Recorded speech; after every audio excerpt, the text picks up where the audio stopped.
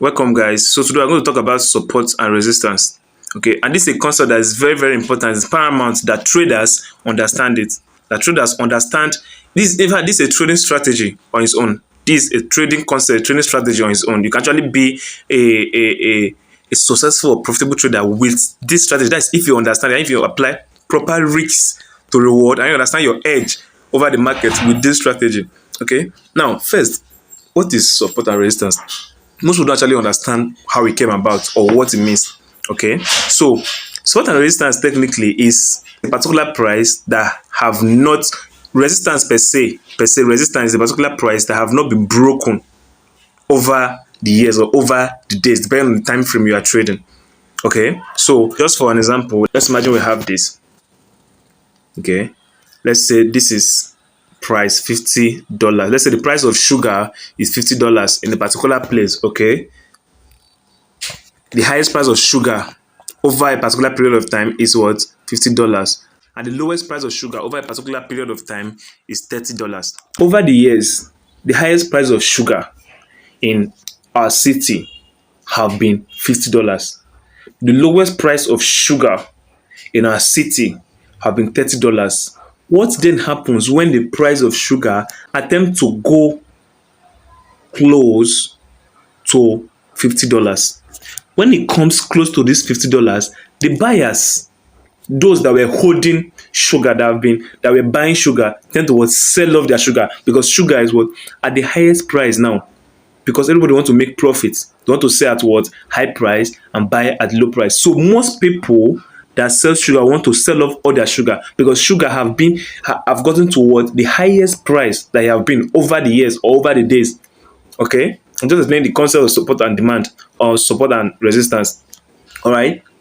So what happens when sugar approaches this zone? When it approaches $48, $49, $50, everybody is going to want to sell off their sugar. Okay. What happens when they sell off their sugar? When they sell off their sugar, the price will begin to plummet, begin to come down. Okay, begin to come down, and soon enough it gets towards the lowest price again.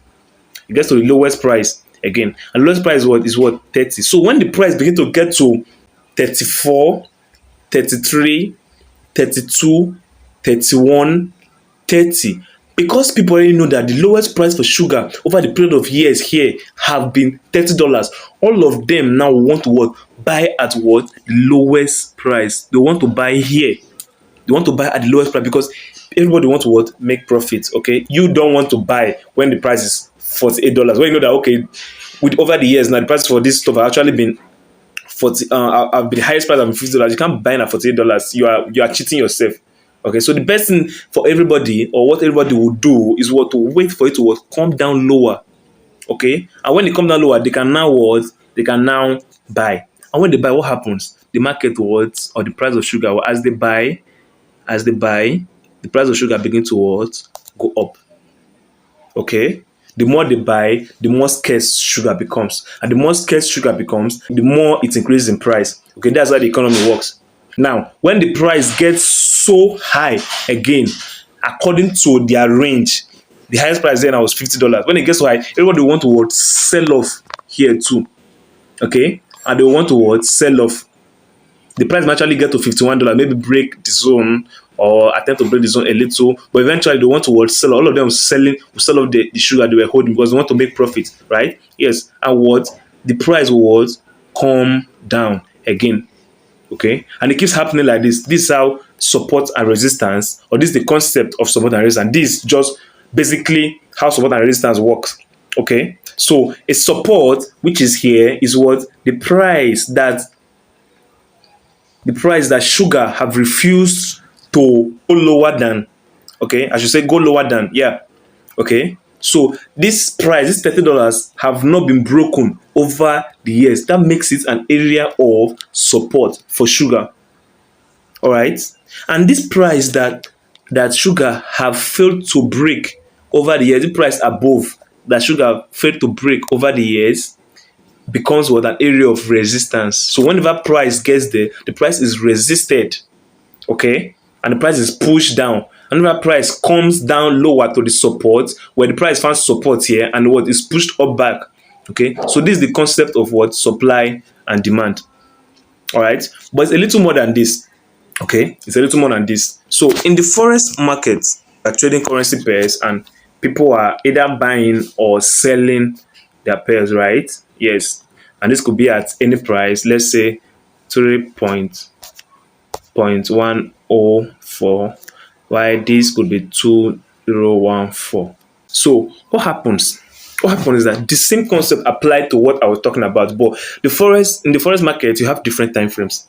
Okay, you can be trading. You can be a swing trader trading daily time frames, 4-hour time frames, 1-hour time frame, depending on you. Some are day traders, some are swing traders, some are scalpers. Okay, depending on the time frame you are. With that, no matter the time frame you are, you're always going to find support and resistance because the market is fractal.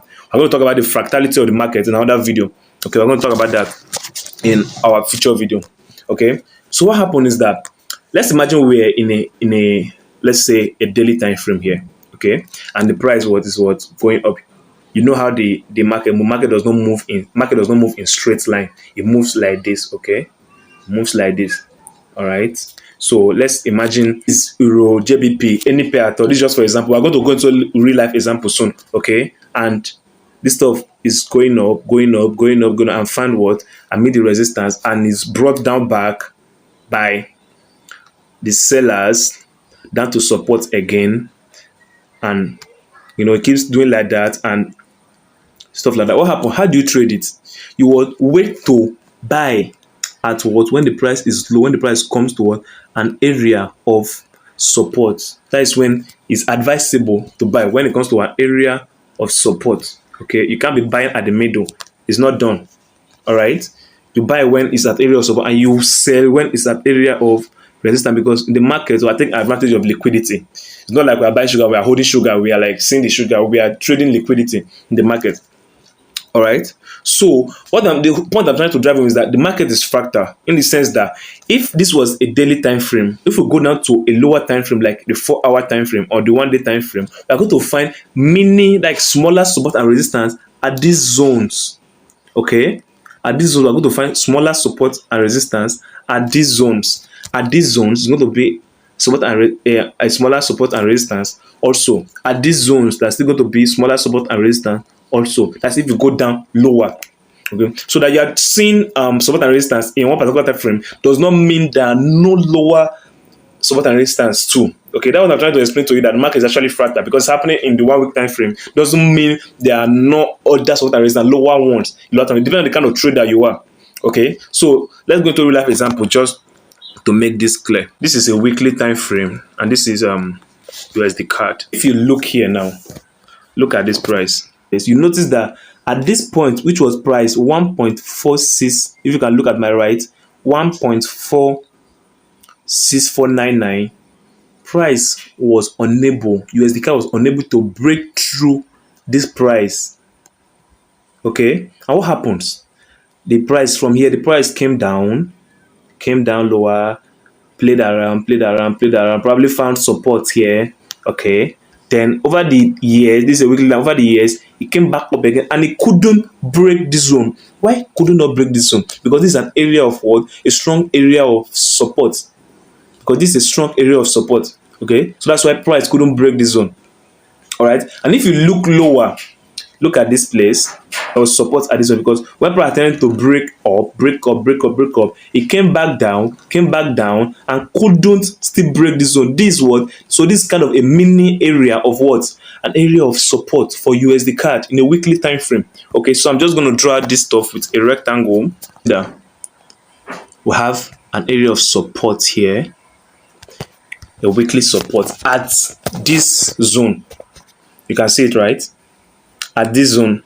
Okay, so have what? An area of price have tried to break, failed to break, went back up to the resistance, failed to break again, and is now attempting to go back upward to the resistance. And when we get here, there's every probability that price is going to what? Come back down again. Okay, it could be broken, yes, but then it's very likely that price will come back down again toward this area. So this is the importance of what? support and resistance. It is very crucial. It's very important that you understand it.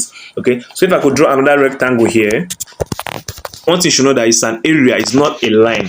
We can't use a line for it, all right, because it's an area in the market. It is not a line. So I can't use a line to denote support and resistance. When I spoke about volatility of the market, I told you that we have this area in the weekly. That doesn't mean that we don't have other smaller areas. Okay, that's the volatility, because whatever is happening in the weekly time frame, because we have support and resistance in the weekly time frame, we also have support and resistance inward, the 4 hour time frame, the one day time frame, in the 1 hour time frame, 30 minutes time frame. We're always going to find support and resistance at these areas, because market is fractal. What's happening in the higher time frame is also happening in the lower time frame. But this is the overall support and resistance forward this year, because this is a weekly time frame. Okay, for this year, you see that this price is attempting towards the price is attempting to go up. Okay, starting to go up, and hopefully when it gets here, it might actually just reverse again. We don't know, it might break it, we don't know, but there's a possibility that it might actually reverse when price gets to that zone. But within this zone, we're also going to find other areas of support and resistance. So if we go down to a lower time frame, let's say a daily time frame, okay, if this is a daily time frame now, if we scroll long enough, we are going to see our rectangle. Our rectangle was above this point. Okay, weekly time frame, look at this rectangle here. We can't see it because we're in a daily time frame and the screen is actually like small for it. Okay, so but you can see the lower one. You can see this one here. You can see it in the daily time frame. Okay, that is this one you are seeing now. This one I'm tapping on. Okay, that support from the weekly time frame. Okay, you can see it. You can see this one. This is support from the weekly time frame. You can see the rectangle. All right. So you see that within this 1 week supply and demand or support and resistance, we also find what mini MINI smaller support and resistance at this zone. So if you look at this place now, we already have support and resistance at what the 1 day time frame. Okay, you see support and resistance here. Price failed to break through this zone in the daily time frame. Over the days, price failed to break through this zone. This then becomes an area of what? An area of support, and this one above becomes an area of resistance. So an area of support is the price fails to break through over a particular period of time. While an area of resistance is the opposite. It's the price fails to break through also within a particular period of time. So within this particular daily time frame, we also find what? Smaller support and resistance also. So if we could go down to this is a daily time frame. If we go down to a 4 hour time frame, we're also going to find smaller support and resistance. Okay, so this is the big daily time frame rectangle. If you can see, this two you are seeing here is the big daily time frame rectangle. This two you are seeing, this one I'm tapping on, the one lower. Okay, now within these two now, within this rectangle and this rectangle, we also find what? Another area of what? Support and resistance. Also find support and resistance. So within the 4 hour time frame, we also found what? Support and resistance. Okay, so if you look here, this is a zone that price failed to break over some days or some hours. All right, so if you look here, you see that price came here, failed to break through this, came here, failed to break through this, came here, failed to break through this, came here, attempted to break through. Well, it broke through per se, but it fell back down. Okay, when we talk about how to trade support and resistance, when we start talking about support and resistance strategy, you understand how this happen and liquidity and stuff. We're going to talk about that later in future. But first, I want to understand how support and resistance works. Okay, so it broke through, then came back or break through before finally breaking below, and it continued its journey and found what? It found what? A support at what? Daily time frame, because this was a daily time frame. Because daily time frame support. Remember, this was daily time frame support. Okay, so everything is actually kind of working together. All right, so the market is fractal. What's happening in the low? If we go to a lower time frame again within this 4 hours, we're going to find other support and resistance down to 1 minute. So let's try it. Just last example, let's go to a 30 minutes time frame or a 1 hour time frame. All right, a 30 minutes time frame or a 1 hour time frame. Let's go to a 1 hour time frame within that zone. Okay, can I find the zone? Okay, this is a 1 hour time frame. This we are seeing in the 1 hour time frame. I kind of agglomerate to the 4 hour time frame. Let's go to a 30 minutes time frame. So if we go to a 30 minutes time frame, let's see 30 minutes time frame. Let's see if we can locate that. I'm unable to scroll. I'm unable to scroll to that particular zone where we were.